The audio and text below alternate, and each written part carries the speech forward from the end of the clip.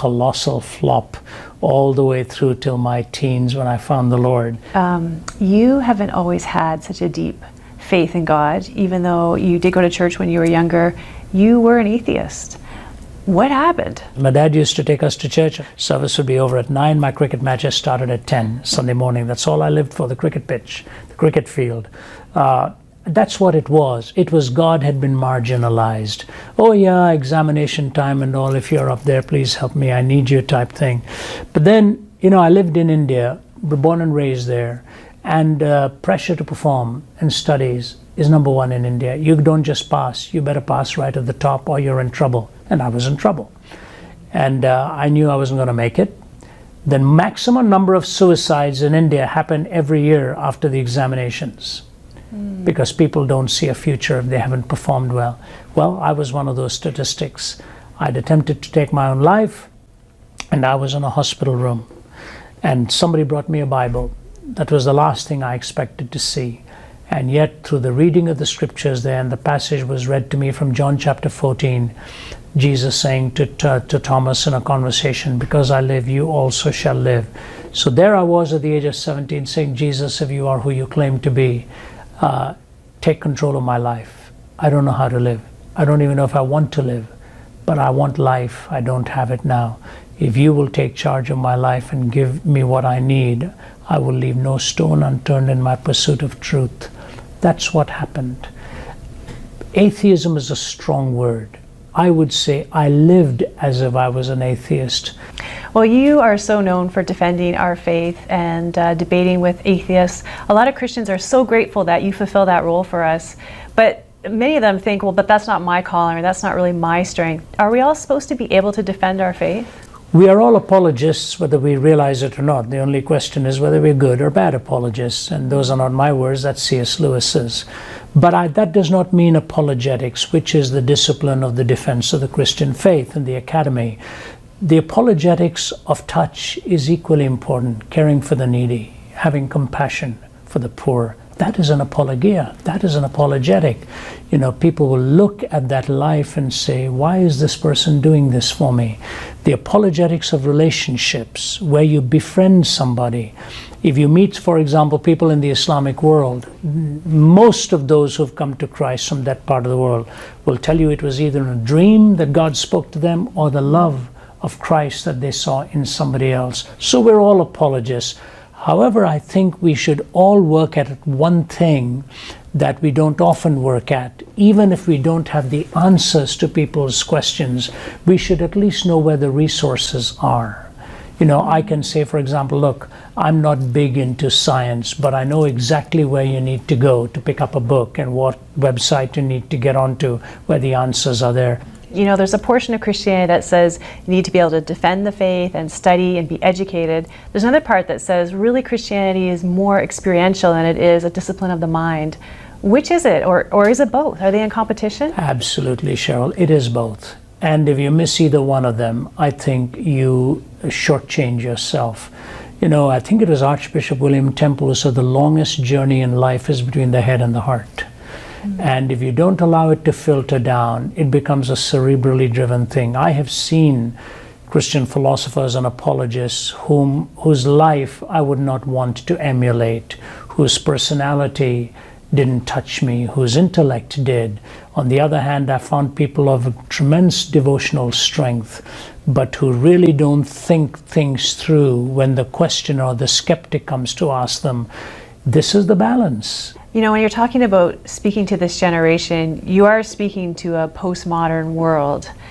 A lot of people in the church are very negative about postmodernism. Is it inherently evil? Postmodernism is a mood much more than it is a kind of an organized movement.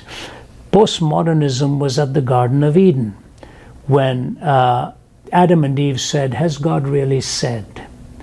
What did postmodernism do? It questioned propositional truth. Does a statement really mean what it says, or do you fuse your own meaning into any statement? So postmodernism questioned verbal authority. That's where it all began. You don't leave the authority with the author, the authority goes to the reader. So you can read a book and you become sovereign over the author. Postmodernism is a mixed bag.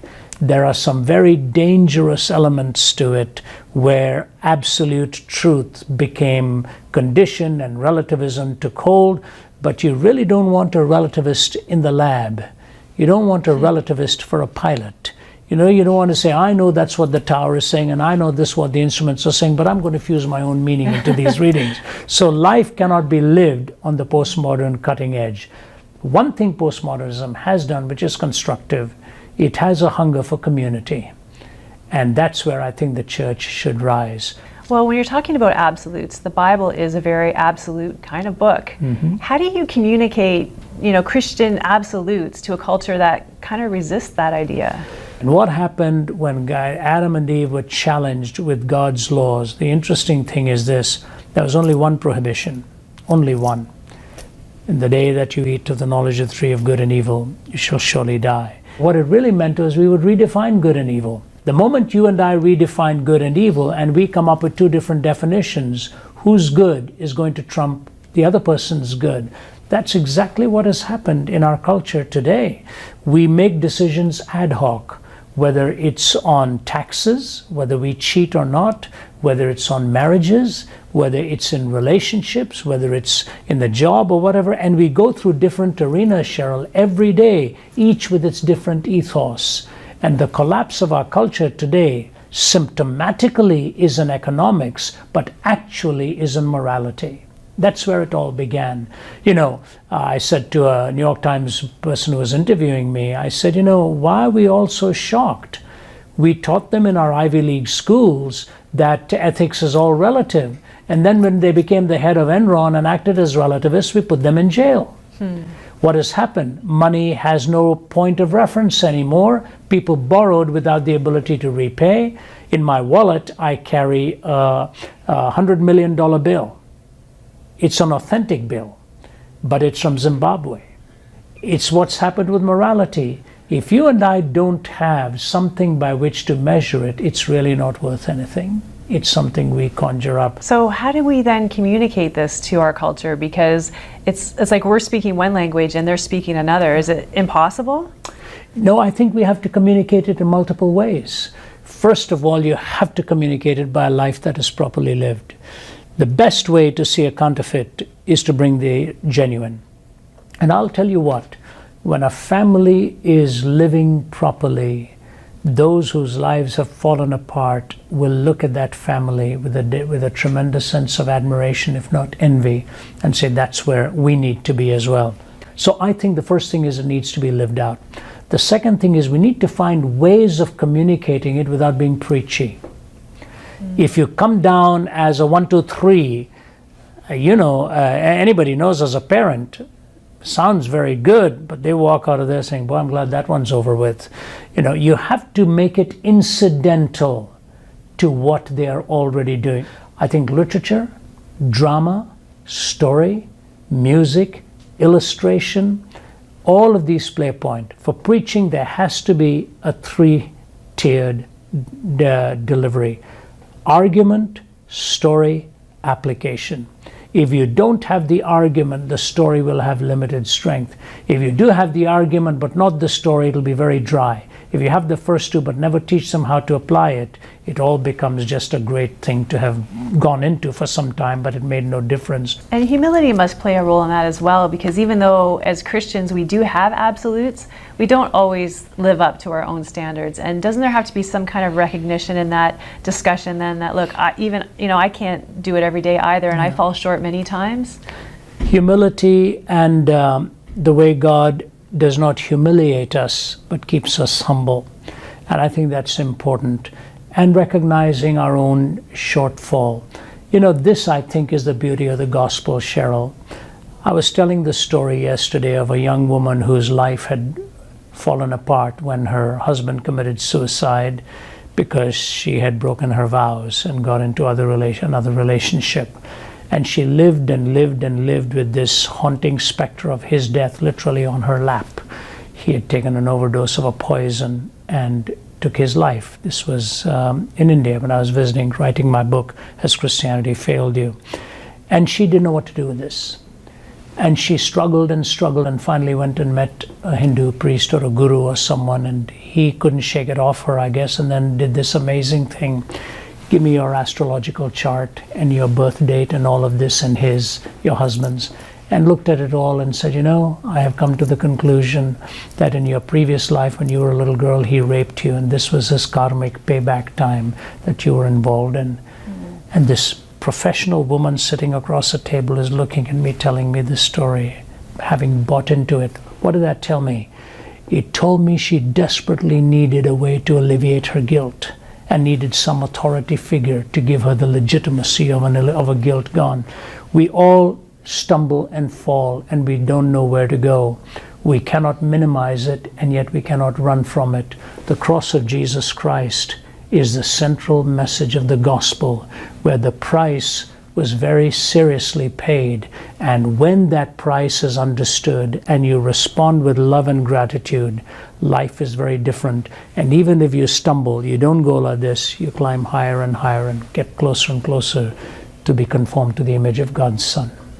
So one of the problems with people who don't believe in God is the guilt issue, but also you say one of your problems with atheism is the fact that without a God or some form of higher being in the world, life has no meaning.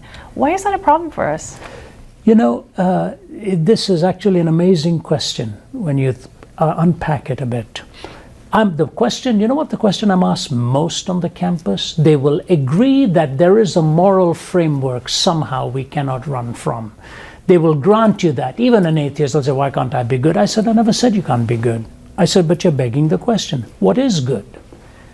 And I said, there's a second question you have not even asked, which is implicit in your question, that every time we raise the problem of evil, it is either raised by a person or about persons. It is either raised by a person or about persons. How could God allow the Holocaust? How could this happen? How could God allow a little baby to die in the mother's arms? It's always raised by a person, about a person, which means personhood is indispensable to the question. Therefore, the assumption is that the intrinsic value is not in the question, but in the personhood. How can a person be of intrinsic value if time plus matter plus chance has been the cause of that person? It's nothing more than chemistry in motion.